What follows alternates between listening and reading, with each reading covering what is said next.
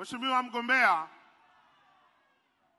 nataka nitoe maneno ya utangulizi. Kila nikiangalia mikutano yako ina sifa tatu kubwa.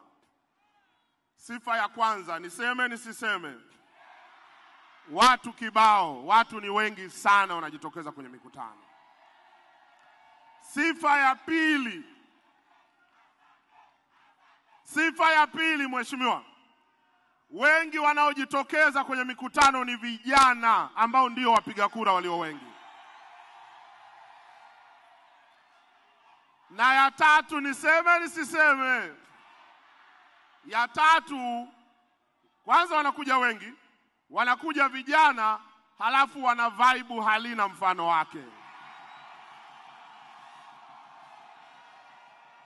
Na sifa hizo tatu wanatanga kama vile mmevunja rekodi hivi. Hongereni sana Tanga kwa kumpa heshima mgombea wetu.